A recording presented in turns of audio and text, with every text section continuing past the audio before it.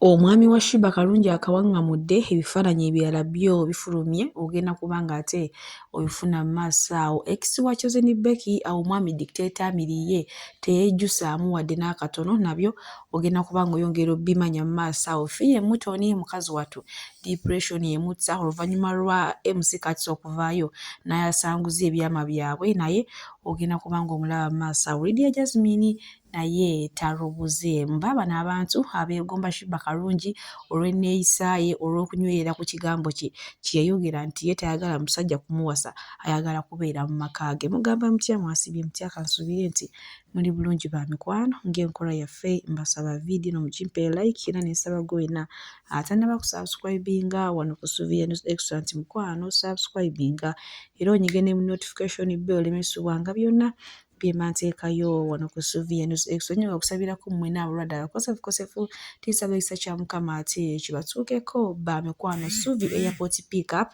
nze kennyini bannaye tukimira ddala abantu ku kisaawe n'okubatwala n'oba nga oli mu ttawuni oba oli mu kyalo naye ng'oyagala byonna mbikolako ate nga ku bbeeyi nseko buseko. Munnange sigenda kukulwisa era nga nkutandise n'omwami Dictator Amiri ono nno nga ye taata w'abaana ba Chosen Becky. Ekyo tekigenda kuvaawo wankubadde Chosen Becky yafuna omwami omulala era n'amuproposinga naye munaye bagamba nti akugoba yakuwa ekkubo. Omwami ono okuva we yava ewa Chosen Becky oba okuva we baayawukana ne bamulangira awo nti Chosen Becky yali abusuza n'abusuza nga talina nnyumba talina naki. Munnange ebintu birina entambula gye bitambulamu obulungi baddiyale. Yali yakavaayo atandise restaurant, avudde ku restaurant aguze emmotoka, avudde ku mmotoka yuuyo n'agungumudde ekizimbe, si kazimbe wabula ekizimbe. Okiwulidde ekintu ekyo munnange bwe tweyongerayo ewa Fiye ex wa MC Kati emabegako awo kati ziweze ndowooza ennaku ziringa 4 ku 5 MC Kati yavaayo n'agamba nti munnaye mulekerawo okumunenya mbw agenda asiga abaana b'abandi siriimu nti buli mukazi yenna gwe yeebakako amala mugamba nti nina siriimu nti era ne Fiye oyo gw'olaba olunaku lwe beegatta yamugamba munnange nze gweyagala okwegatta nange nga ndi mulwadde nina siriimu. Fiye ddamu n'agamba munnange tukikola ekijja kijja oba ndwala nja kulwala naye nga neekoze eki nga neebaseeko naawe. Munnange Fiye ennaku zino lwabiwulira akatambi ako jjukira kyali kyama kyabwe babiri naye munnange Fiye yaddayo mu depression yenna yalabiseeko awo ng'alabika bubi asiiwuuka kugamba wamma yenna nga teyeetegeera mukazi wattu omusajja naye nno atasirikira byamaamenya. Kale munnange bwe tweyongerayo ewa Mrs Mbareka Baby Glory yabadde yale nyongera okubajjukiza ye wamma obufumbo obutambulira ddala nga we yabubala mabegako awo akatambi kaayitanga eno olubuto oluziimituka amaama bano abaana ebintu baalya dda nga tebanaba na kwekubambaga naye ate olunaku lwaliro nzizaako okwetegereza ebifaananyi bino ng'olubuto ndowooza alabika luli yali yakamala kulya naye ate wano alabika abadde agenda oba ku kaalangi ne yeefutulayo manyi muntu wa bufaananyi munnange anyirira alabika bulungi mbufunze bonna sayidi zombi beerabiridde omwami n'omukyala. Munnange bwe nkwongerayo yuno omukyala atawena Mama Mimi munnange akatambi kalina maaso awo ng'awa abantu bonna abalina abakozi bannange omukozi olina kumuyisa kimaafiya talina kubeera ku ssimu talina kutuula talina kwambala ngoye ennungi talina kuseka n'okumwenya ewoono omukazi nga oli housemaid we guba musanga. Akatambi kalina maaso awo kano nno kavuddeyo ne kanyiza abantu bangi nnyo era ne bagamba nti temuddamu okujajinga abantu bawalabu kubanga nti n'Abannayuganda nga bafaanaganya olulimi era babonyaabonya stiiru abantu so kati mbumulekera wate ngo mbusobola osanga abawalabu abamu nga bamanyi abantu nga babayisa bulungi naye mbu mukwano mukosoddamu kumuwa yadde ekikumi julifuna ekitabo nga omwezi we gugwako tomuweerawo ssente muwenga ogwokubiri guyingira ate asayininge ge mateeka g'omukozi alina okusayininga ssente ezo ate tozimuwanga omwezi guweddeko no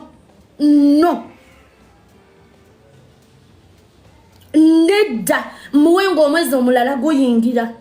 ate tomuwa nnamba muwe kitundu bw'aba kwalira emitwalo 15 muweeko 5 nze woba tobisobola ewange genda nze woba okolerera emitwalo 4 nkuwaako 15. Yes, that's Mama Mimi. I'm not faking life. Ate Julie nakugamba funa kamera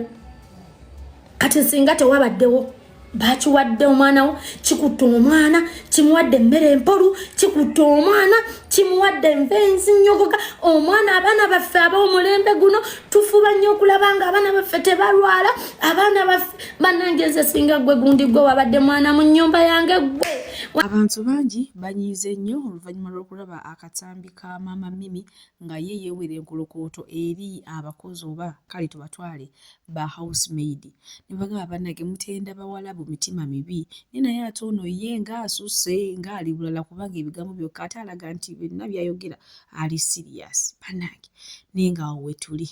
Suvi Airport Pick-up era nga tutambuliza ddala abantu okubajja ku kisaawe n'okubatwala ku kisaawe. Tulina badriver abalungi ate nga tulina ne free wifi. So gwe wenna mukwano gwange okwewala abafere okugwa mu babbi kola kintu kimu kubira Suvi Airport Pick-up ate osobole okutambula obulungi era n'ebintu byo osobole okubituusa ewammwe wamma nga tewali kibbiddwako. Tukubireko ku namba z'essimu eziri awo WhatsApp n'okuba direct call tugenda kubanga ate ensonga ezo tuzikolerako ddala. Oba oyagala muzaddewo oba baanawo oba ssengaawo jjajjaawo akusurprising oyagala kusurprisingire ku kisaawe ebyo byonna mukwano wano Suvi Airport Pick-up tubikolerako ddala. Mukwano okujjukiza weewala abafere kolagana na Suvi Airport Pick-up. Ate nga bbeeyi yanseko buseko kati simanyi gwe wena atannaba ku bookinga Suvi Airport Pick-up omukama bankubire tutambule bulungi. Bwe nkozaako eno ewa Juliana Kanyoomoozi munange olunaku olwaleero bw'atyo naye ate mukama asiimye n'amwongerako omwaka omulala sigenda kwogera myaka gye apaana naye nga olunaku olwaleero baafiddeyo. So gwe wena amwagala osobola okumwagaliza amazaalibwa amalungi gw'otadde n'okwebaza omutonzi ate asiimye n'amutuusa ku myaka egyo. Munnange lwasa olunaku olw'ejjo kkooti yakkiriza omuwa beyiro era nga mukyala we omukulu bambi yamuyiriddewo omubiri oluvannyuma lw'okwewola ssente ez'omusajja omusi w'embizzi era nga zino ssente baagenda omusajja w'akolera ku busha gye yazimuweera. Teyakomaako nno yagendako n'abantu ab'enjawulo ne beebuuza omusajja omusiraamu ddala mu bantu bonna abali ku nsi yalaba kwewola ku muntu mbu bakiyise mu kaafiiri omusi w'embizzi naye yanyiiga n'agaana omusasula n'amusiba. Naye munnange olwavuddeyo mukomera abasajja si bantu lwamuwadde beyiro n'adda ebweru yatandise nakupepeya na mukyala muto ogamba mbufunze we yakoma yali yatandikira ole abatusalako ekigambo bagamba bati yakasuseeko era bakukitusalirako ddala be bamanyi bakisale bategedde nti omugagga aba mugagga tebamuwayiriza oba tebakitegedde mami owuno wano mami yuuyo mukoddomi owuuyo mulabi wali awo mami fati bw'atyo lwasa munnange bw'ayongedde okulumya ate mukyala mukulu yo olwamuwadde beyiro kyokka omukyala omukulu yamwayimiridde naye munnange ye yadduse zambiro paka wa mukyala muto ngamba ono omuzungu nashiguro era awo baalabikiddwako ku live maama nga basinda bitya omukwano kyokka ng'oli yeeyeewo omubiri weewaawo nashiguro naye yabaddeyo ku kkooti naye wadde teyayagadde kulabikira mu kamera naye ng'oli omukyala omukulu ye yeeyimiriddewo mu buli mbeera yonna. Kale bwe tweyongerayo ewa Bawashiba Kalonje omwami Jaffa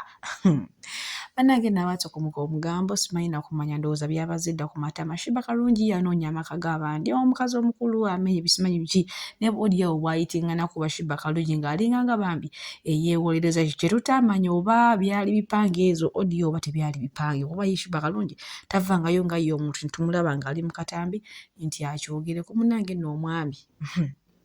ate mulowooza tubali tuli abo nga si mazaalibwa ge naye nga ebifaananyi ebifulumye nga biraga nti ali happy ne famire ye nga mulimu n'omwana wa Shiba Kalonji n'abaana be bano abamukyala mukulu abawala ababiri. Kati abaatokomuka omugambo kino kibalekawa bannange Shiba afaala muto tumanyi era sisuubira na vidiyo eno okutuukako naye Allah yeebalekuwa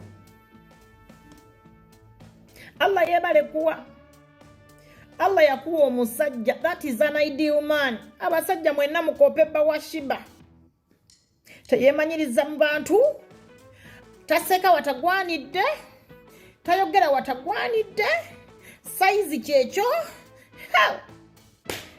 n'alyoka avaamu enkwaso super naye bali kuna abenkwasa ennemu abayuwento ayinza okweppanka nolowooza wakabi nnyo musajja alina ssente musajja alabika bulungi enkwaso kiriya laba product naye maama tuli eno BF Suma Herbal Research Clinic nga bajjanjabisa ddagala lya butonde gwe n'omwami atawaanyizibwa ensonga z'omu kisenge oyagala kwongeza ku sayizi bakubireko ate ng'anyongera okujjukiza nti bakola ne delivery mu nsi yonna gy'obeera oli muso beeyune era nga gwe wenna ng'otawaanyizibwa ensonga z'okufuka ofuka omusulo nga gulimu olusaayisaayi oba nga buli lwogenda okufuka ofuna peyini ey'amaanyi oba nga gubeera ofukaafuka buli kadde ng'otya n'okutambula by the way engendo empanvu bakubireko era bagenda kuba nga bakukolerako ddala gwenna oyagala kulabika bulungi oyagala kutoniwa oyagala kugeja oyagala kukola figo oyagala kukola liiso oyagala kukola linnyo kiki oyagala okukola muntu wange kubera kuba BF Suma bagenda kuba nga ensonga ezo zonna bazikolerako ddala munange sigenda kulwisa onkubuze butereevu paka ate wa Lydia Jasmine wamu ne Shiba Kalungi omanyi abantu badde batandise wano okutokomoka omugambo era kyaka Lydia Jasmine beekyawa ne Shiba Kalungi olenga ne ku mukolo gw'omwana teyalabiseeyo lelele nga mumanyi munaye bo bajaji baabuno tebaagala kusemba nakyo munange tubadde tuli awo nakulwa Shiba Kalungi nga performinga ku Comedy Store Lydia Jasmine we yamutegedde n'amuwa ebirabo ebyo wabinda bibiri ekirabo ekimu nga kya Amiri bebi waffe eyakava mu kuweza omwaka kw'otadde n'ekirabo ekirala ekya Shiba Kalungi naye eky'omwami tekyabaddeko kale so abavuddeyo ne batokomoka omugambo omuyitirivu simanyiwa wekigenda okubaleka era nga bwe tweyongerayo nye Shiba Kalungi munaye abantu batandise dde okugamba nti nze Shiba Kalungi ye role model wange nange yategeera mutasobola nsonga za bufumbo n'asalawo omukyalo oyo akole nnyo okwegamba asobole okuba nga ayina ewuwe w'asobola okwetaayiza ng'omusajja buli wawulira ng'agala omusajja naye afuna enjiya gy'akiyiyamu naye nga tafumbiriddwa bufumbo ngenda kuba nga mbalekerako akatambi maaso awo Suvi Airport pick up bannageze kennyini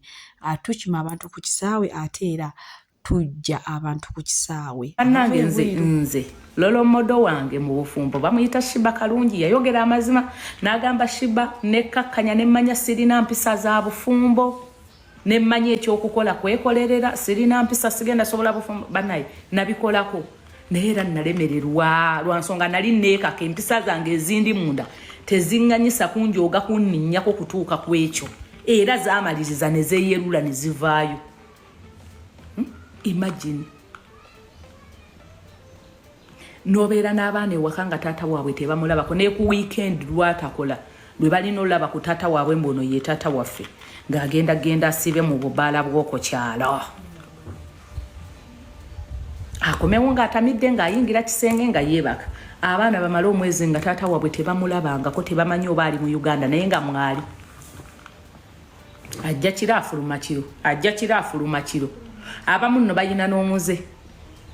ogukomawo ng'atamidde n'azuukusa abaana yeefuula abaagala ennyo ndi bulungi mukwano ogamba otya NDL 256 how are you saba balina n'omuze neyeefuula abaagala ennyo n'abazuukusa mbuli mu obu bufumbo kisi kutulugunya okuba naye twogera amazima eyo laavu oba kutulugunya